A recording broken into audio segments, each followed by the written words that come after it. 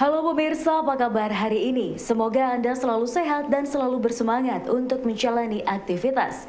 Hari ini program Berita News Point hadir menjumpai Anda bersama saya Khairunisa. Selama 30 menit ke depan, News Point akan menyajikan berita terbaru seputar Universitas Brawijaya dan Malang Raya. Jangan kemana-mana, keep on our channel News Point.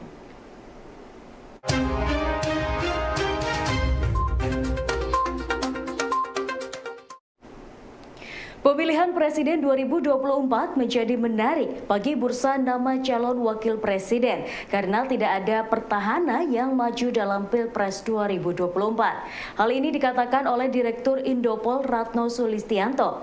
Menurut alumni UB ini, saat ini capres yang sudah deklarasi perlu menggandeng cawapres yang mampu memperkuat elektabilitas dalam Pilpres 2024. Elektabilitas ini penting karena akan mendukung dari elektabilitas calon presiden agar mampu meraih suara yang signifikan dalam pemilu 2024. Selepas pengumuman PDIP yang mencalonkan Ganjar Pranowo, Ratno melihat figur cawapres yang mampu mengangkat elektabilitas akan menjadi lebih menarik bagi para capres.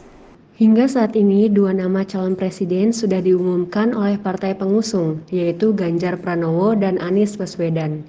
Pengumuman dua nama tersebut semakin membuat peta calon wakil presiden menjadi menarik. Para calon presiden harus dapat memilih nama calon wakil presiden yang mampu menambah elektabilitas pada saat pemilu nanti.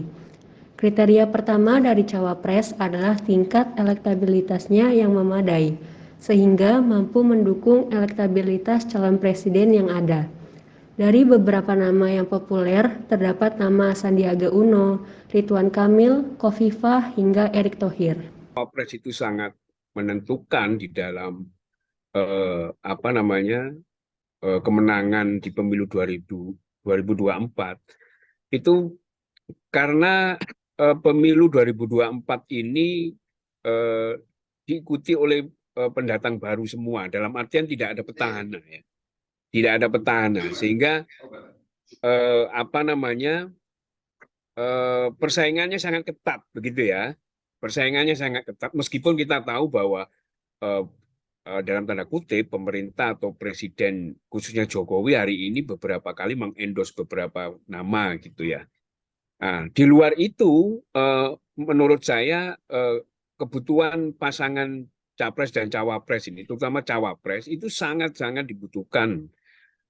Ada beberapa alasan kebutuhan cawapres itu akan dipasangkan oleh capresnya. Satu, menurut saya di dalam politik begitu ya, di dalam politik apalagi semua pasangan ingin menang gitu ya. Yang pertama adalah kekuatan basis pemilih gitu ya, kekuatan basis pemilih.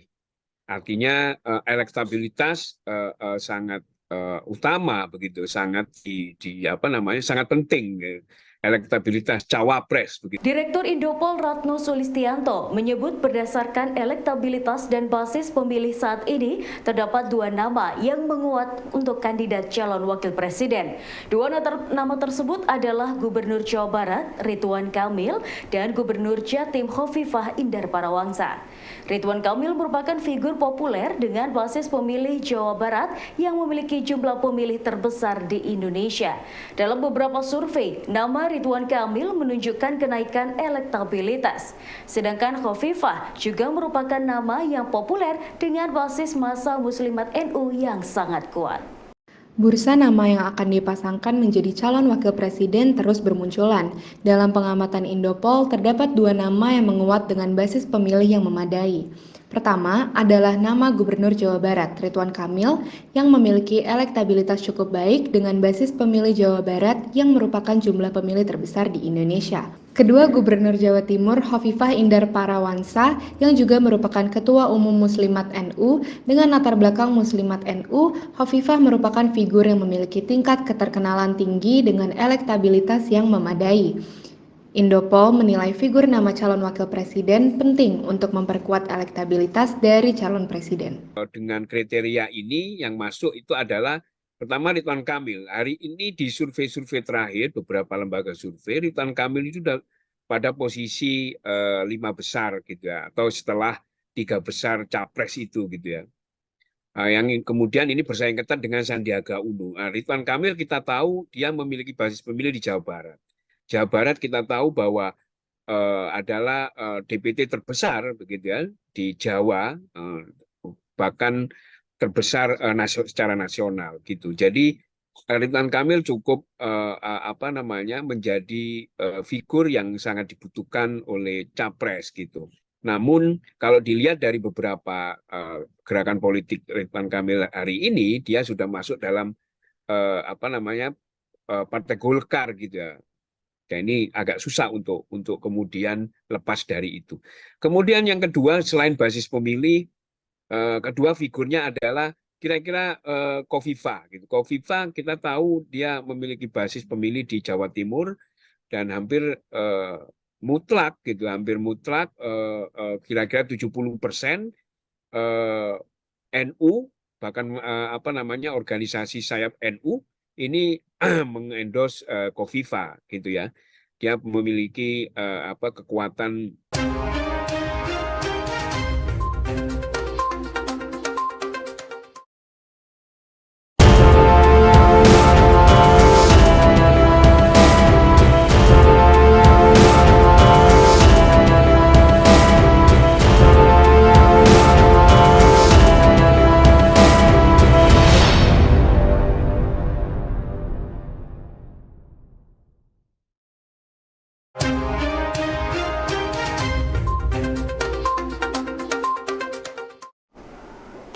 Kriteria calon wakil presiden idaman yang akan dipasangkan dengan capres saat ini tidak hanya berdasarkan kepada elektabilitas, namun juga diharapkan mampu menopang logistik bagi pasangan tersebut.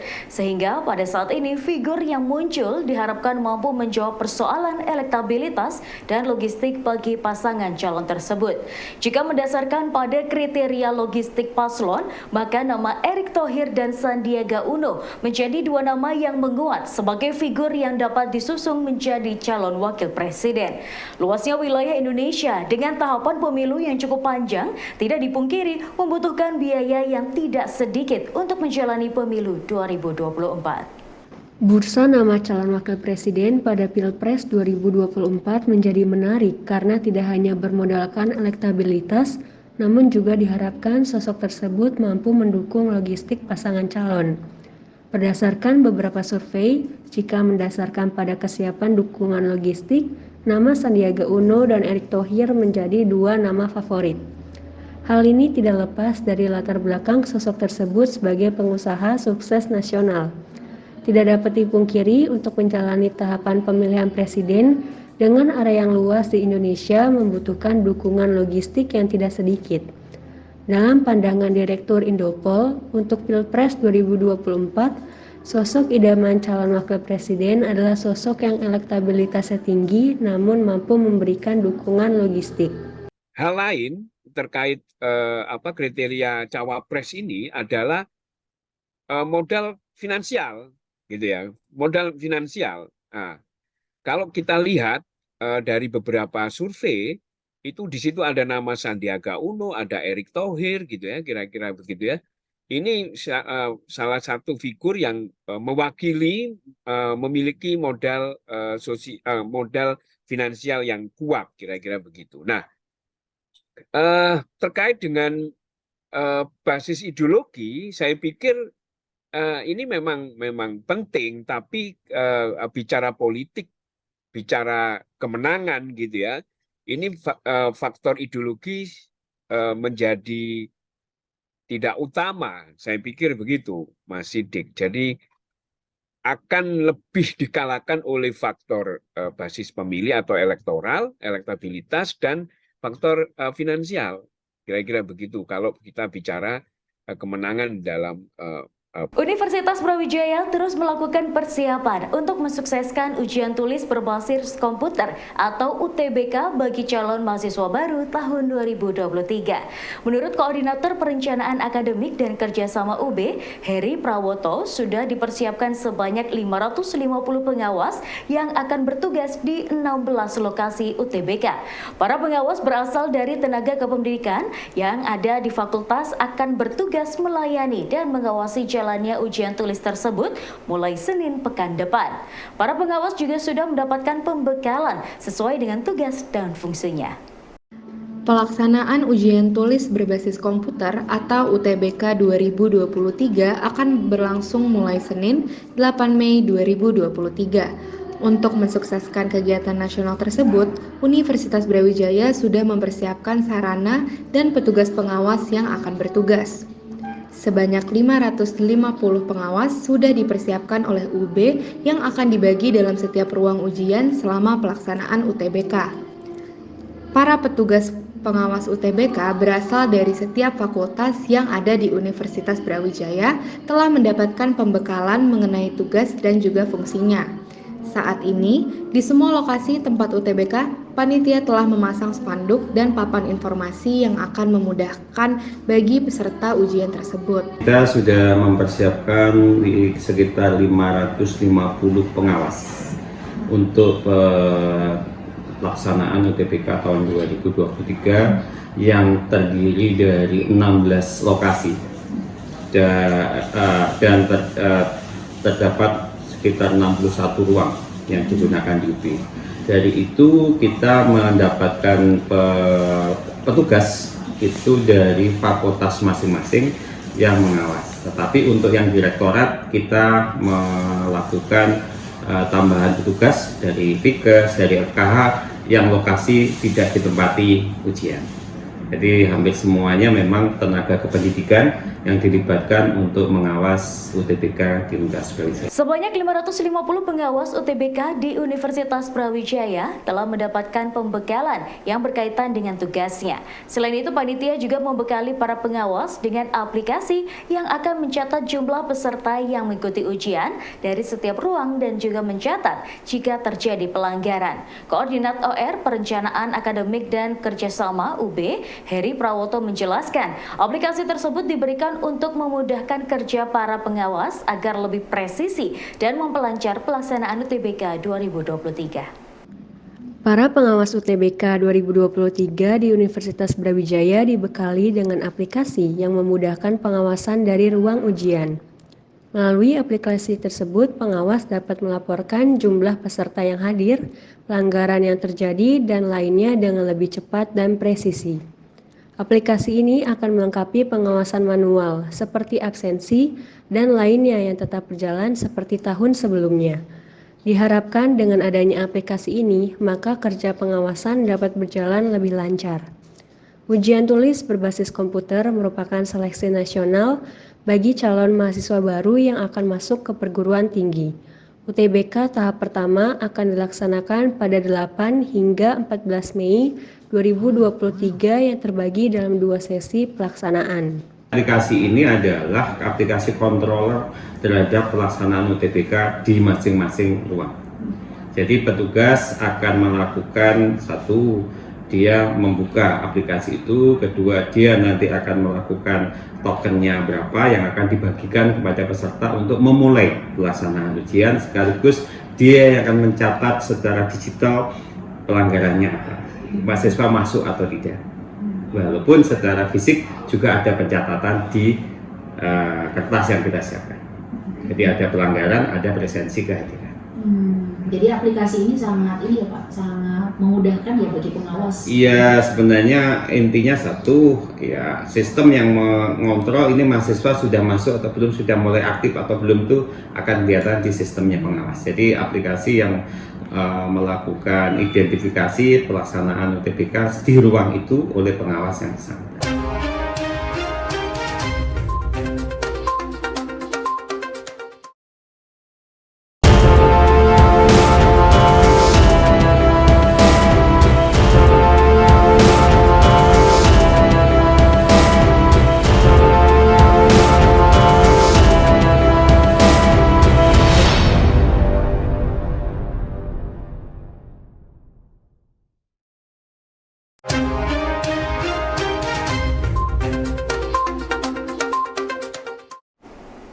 Universitas Brawijaya mempersiapkan dengan maksimal semua kebutuhan ujian tulis berbasis komputer atau UTBK 2023. Selain pengawas, UB juga sudah mempersiapkan gedung, jaringan internet, hingga lahan parkir.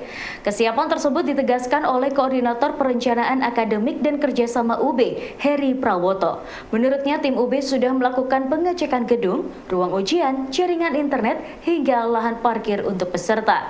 Hingga saat ini UB sudah siap untuk melaksanakan UTBK yang akan berlangsung mulai Senin 8 Mei hingga Minggu 14 Mei 2023. Kesiapan gedung dan lokasi ujian hingga jaringan internet dan kantong parkir menjadi perhatian Universitas Brawijaya dalam mempersiapkan UTBK 2023. Hingga hari ini, seluruh gedung dan lokasi ujian sudah diperiksa dan diberi tanda spanduk untuk memudahkan peserta. Jaringan internet juga menjadi perhatian dengan berkoordinasi langsung secara intensif dengan pihak STIUB. Untuk mengantisipasi ribuan peserta yang akan mengikuti ujian, pihak UB juga sudah mempersiapkan lahan parkir di Filkom dan Fakultas Peternakan UB. Ruangan, 2 kita sudah ngetes jaringannya, 3 kita sudah melakukan briefing pada pengawasnya, kita sudah koordinasi dengan tim TIK dan juga semua perizinan di semua kampus sudah kita berikan. Jadi maksudnya kita sudah menyampaikan ke seluruh sivitas akademika UB bahwa di tanggal 8 sampai tanggal 14 adalah pelaksanaan UTBK, ditambah lagi untuk memudahkan pelaksanaan UTBK, perkuliahan untuk seluruh jenjang adalah dengan daring. Baik. Pemerintah Kota Batu mendukung pelaksanaan FGD dan Sekolah Keragaman tahap kedua yang dilaksanakan oleh warga Karta Fakultas Ilmu Budaya UB. Sekolah Keragaman yang mengambil studi kasus di beberapa kelurahan di Kota Batu merupakan upaya yang sangat bagus dari UB untuk menggali dan mengenalkan keragaman yang ada di Kota Batu secara global. Keragaman yang ada di Kota Batu telah berjalan dengan harmonis dan dapat menjadi contoh bagi masyarakat dunia untuk hidup harmonis dengan berbagai perbedaan yang ada. Pemerintah Kota Batu yang memiliki karakter masyarakat agraris, wisata dan budaya yang beragam menjadi lokasi ideal bagi mahasiswa untuk belajar secara langsung melalui sekolah keragaman.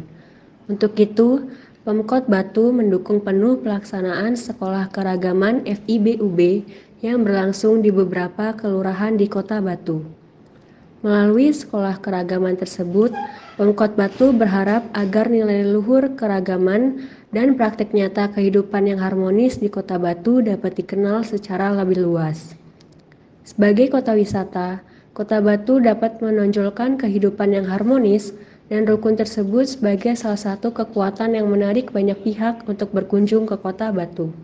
Kota Batu, saya memberikan apresiasi yang setinggi-tingginya dengan terselenggaranya acara FGD pada hari ini. Sekolah atau sejenis lembaga pendidikan memiliki peran sebagai transfer of value, transfer of skill, dan transfer of knowledge. Dalam peran tersebut, sekolah sebagai lembaga formal penyelenggara pendidikan yang seharusnya menanamkan nilai-nilai pengetahuan, pemahaman kepada siswa. Di samping itu, sekolah juga harus menanamkan karakter luhur kepada peserta didik, di antaranya adalah nilai damai atau perdamaian. Pentingnya penanaman nilai perdamaian kepada murid sebagai hal yang penting, sebab nilai tersebut akan menjadikan kehidupan yang damai dan sejahtera. Hadirin yang kami hormati, masyarakat plural multicultural merupakan fenomena masyarakat modern. Interaksi antar suku, bangsa, ras, dan agama semakin menguat seiring dengan pertumbuhan globalisasi dan modernisasi. Alam mensukseskan Merdeka Belajar Kampus Merdeka. Pihak perguruan tinggi membutuhkan mitra yang akan terjun langsung dengan mahasiswa untuk belajar secara real. Untuk itulah Rektor UB, Profesor Widodo, mengapresiasi dukungan Pemkot Batu yang mendukung pelaksanaan Sekolah Keragaman Fakultas Ilmu Budaya UB. Menurut Widodo, saat ini melalui MBKM, para mahasiswa dapat belajar langsung di masyarakat untuk mengetahui berbagai hal dengan lebih mendalam. Mahasiswa tidak hanya berkutat pada diktat kuliah, namun juga belajar bersama masyarakat. Universitas Brawijaya menggandeng banyak pihak termasuk pemerintah daerah dan kota di Malang Raya untuk menjadi mitra dalam pelaksanaan kurikulum Merdeka Belajar Kampus Merdeka. Salah satunya dengan pemerintah Kota Batu melalui Sekolah Keragaman. Rektor UB Profesor Widodo memberikan apresiasi terhadap dukungan dari pemerintahan Kota Batu yang bersinergi dengan Universitas Brawijaya. Sinergi ini diharapkan dapat memperkuat kedua belah pihak untuk meningkatkan kualitas pendidikan dan juga mengglobalkan nilai luhur keragaman yang ada di Kota Batu. UB berharap nilai luhur yang ada di Kota Batu dapat dikenal secara global melalui artikel dan publikasi ilmiah Sekolah Keragaman. Yang pertama tentu saya mengucapkan terima kasih kepada pemerintah daerah Kota Batu, perangkat desa yang berkenan bersama dengan Universitas Brawijaya untuk membangun sekolah keragaman. Dan ini sangat penting bagi kita karena ini menjadi bagian aktivitas Bapak Ibu dosen dan juga mahasiswa dalam rangka untuk meningkatkan Merdeka Belajar. Jadi Merdeka Belajar sekarang tidak hanya di kampus atau sekalian, tapi boleh belajar di luar kampus. Dengan harapan bahwa adik-adik mahasiswa, para dosen juga bisa memahami apa yang terjadi secara real di luar kampus. Ya pemirsa, informasi tadi sekaligus menutup perjumpaan kita hari ini. Jangan lupa saksikan News Point setiap hari pukul 19.30 waktu Indonesia Barat hanya di UB TV, Televisi Pendidikan Universitas Brawijaya. Saya Khairunisa dan seluruh kru yang bertugas pamit undur diri. Terima kasih dan selamat beraktivitas.